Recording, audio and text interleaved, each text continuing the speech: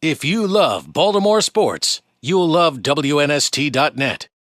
We are live on Radio Row. It is all brought to you by Coors Light, Miami, Florida. This is the third time that I've had the pleasure of having the company of super Uber agent Leigh Steinberg back on the program. Leigh, how are you? I'm great. You got any quarterbacks this year? We drafting guys? What are we doing? Myron Roll.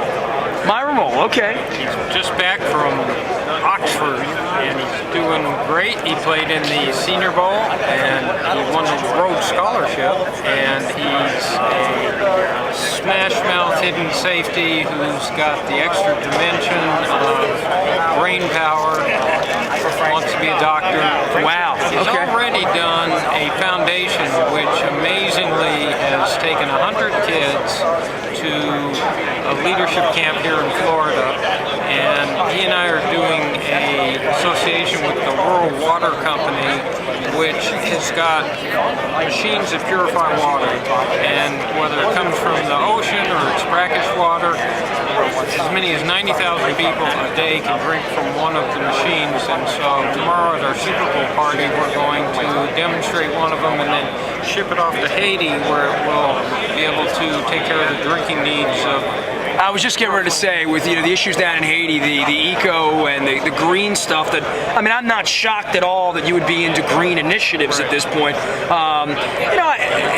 I guess with the players and stuff, you're always trying to find guys that are character guys. You're always trying to find the smarter. It makes it easier for you as an agent, and you don't wind up looking like a fool having to deal with the media when the bottom falls out of the situation. Well, and the bottom line is that you've got this major crisis going on in Haiti, and we want to, while we're doing a party, be responsible in terms of addressing that need.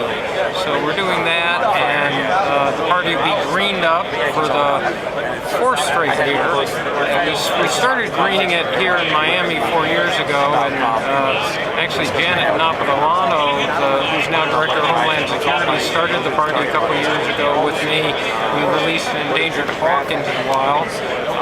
But this year we're doing another thing too. Last year we had a big screen hookup between the troops in Iraq and Afghanistan and the party, so Jerry Jones, Wade Phillips, different players could walk up and talk to the troops in the field. This year we're going to do a video game competition between some NFL players and the troops in the field. We're calling it Pros versus G.I. Joes.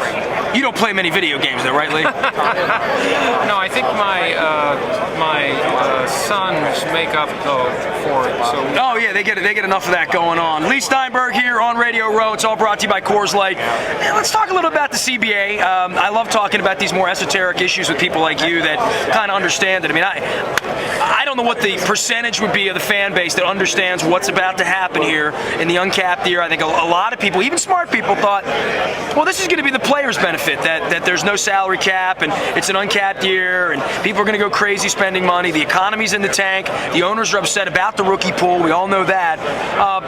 What do you think of all this? And you are known as the master negotiator. I guess it'll say that, on your epitaph, master negotiator, Leigh Steinberg. How are they going to get through this? How will this be negotiated? And how are we going to get to a place where we have labor peace and don't have the same mess that we've had in these other sports? Well, first of all, remember that part of the reason the NFL is as successful as it is because since 1987, all of the focus has been on the field, on the play.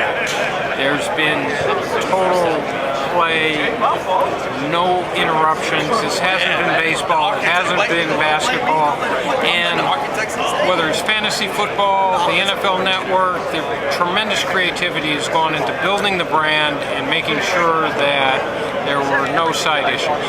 So what I'm going to tell you is that no one does anything that involves business in the NFL until the very last second when they have to. And I don't care whether it's Brett Favre's retirement or rookies getting signed or a collective bargaining agreement. Why is that? Why do you think that's because lawyers are negotiating it and that's just everybody wants to win? When there were no agents, it was the same way. Okay. So the reality of the situation is people just don't focus on things till the end. So you'll hear talks of gloom and doom, you'll hear all sorts of pyrrhic, apocalyptic discussion. Nothing will happen until the very end when it has to happen. Do you understand the owner's side of this in wanting to get more money back off the 60% or roughly 60% that's there now against the cap? And obviously there's a lot of leverage debt. It's a bad economy. There's a lot of stadium debt. Yet there's a lot of money floating around in this league right now.